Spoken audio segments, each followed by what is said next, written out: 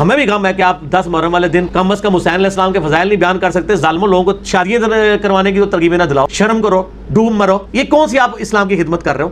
جب کوئی آپ سے کہے محرم میں یہ کام کرو, بولو بھائی ہم چونکہ اہل سنت والجماعت میں سے ہیں, لہذا ہمارے ہاں کوئی مہینہ ہمارے مذہب کے مطابق منحوس نہیں ہے, تو ہم محرم میں بھی شادی کریں گے, ربیع الاول میں بھی کریں گے, سفر میں بھی کریں گے, رمضان میں بھی کریں گے. ہم نے تو 4 کرنی ہے, ہم مہینوں کے حساب سے شروع کر دیں تو پھر ہمارے تو بڑے مسئلے ہو جائیں گے بھائی. سمجھ میں آ رہی ہے بات کہ نہیں آ رہی؟ حضرت جعفر طیار اہل بیت میں سے تھے, کتنی زوجات تھیں؟ 4 تھیں. حضرت علی کی کتنی تھیں ایک وقت میں؟ حضرت فاطمہ کی دنیا سے جانے کے بعد 4 تھیں. یہ بھی ہے سنت میں, نکاح کو فروغ دو, یہ اہل بیت کا طریقہ ہے تاکہ سوسائٹی میں زنا کم ہو, بیوہ طلاق یافتہ عورتوں کو ٹھکانہ ملے. خیر, تو اب میں بات سمیٹ کے ختم کر رہا ہوں.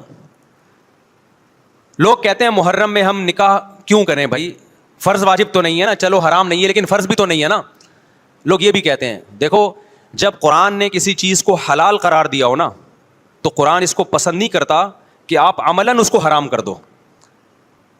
دیکھو مشرکین مکہ کیا کرتے تھے, بتوں کے نام پہ جانور چھوڑتے تھے, پھر ان کا گوشت نہیں کھاتے تھے. اللہ نے فرمایا کہ تم نے ایک خدا کی حلال کردہ چیز کو کیسے حرام کر دیا تم نے. نبی صلی اللہ علیہ وسلم نے قسم اٹھائی میں شہد نہیں کھاؤں گا. آپ نے فرمایا لما تحرم ما احل اللہ لک, اے نبی جو چیز اللہ نے آپ کے لیے حلال کر دی آپ کیسے اپنے اوپر حرام کر رہے ہیں. اس سے پتہ چلتا ہے کہ اگر آپ محرم میں نکاح کرنا چاہتے ہیں لیکن آپ یہ سوچ کے ڈیلے کر دیتے ہیں کہ بھائی اس مہینے میں لوگ نکاح کو برا سمجھتے ہیں, تو یہ ڈیلے کرنا آپ کے لیے ناجائز ہوگا. کیونکہ لما تحرم ما احل اللہ لک, اللہ نے جس چیز کو تمہارے لیے حلال کیا تم نے کس دلیل کی بیس کے پر اپنے اوپر پابندی لگائی ہے اس پر. ایک تو ہے نا کسی کو شادی کا خیال ہی سفر میں آ رہا ہے, ربیع الاول میں آ رہا ہے, وہ تو ایک الگ بات ہے, لیکن اس کا نکاح محرم میں ہونا تھا, صرف محرم کی وجہ سے وہ ڈیلے کر رہا ہے کہ جی میں ربیع الاول میں لے کے جاؤں گا. یہ ڈیلے کرنا قرآن و سنت پہ زیادتی ہے یا نہیں ہے؟ یہ اللہ کے حلال کو عملاً حرام کرنا ہے یا نہیں ہے؟ نہیں ہے بات سمجھ میں؟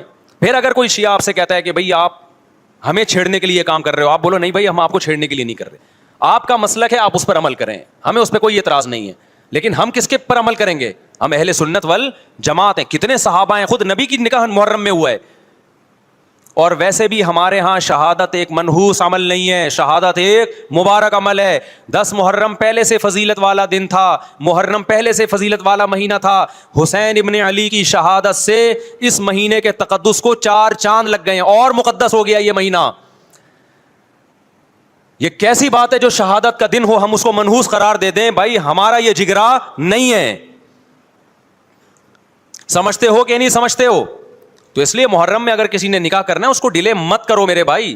لوگ کہتے ہیں فرض تو نہیں ہے نا, آپ اگر اس کے منحوس ہونے کی وجہ سے ڈیلے کر رہے ہو تو پھر آپ پہ فرض ہوگا کرنا. کیوں؟ اس آیت کی روشنی میں لما تحرم ما احل اللہ لک, اے نبی جس چیز کو اللہ نے حلال قرار دیا آپ کس دلیل کی بیس پہ اس کو اپنے اوپر حرام کرتے ہیں؟ سمجھتے ہو کہ نہیں سمجھتے؟ تو اسی طرح یہ جو باقی کام محرم میں ہو رہے ہیں, مرثیے سن رہے ہیں لوگ, نوحے سن رہے ہیں, رکشے والوں نے بھی لگائے ہوئے ہیں, تو بھائی شیعہ حضرات کا مسئلہ کہ ان کو کرنے دو, آپ یہ عمل مت کرو. اگر آپ سنی ہو تو پھر اہل سنت والجماعت کے ہاں میتوں پہ رونے کے مرثیے یہ جائز نہیں ہے, کیونکہ اس سے غم بڑھتا ہے.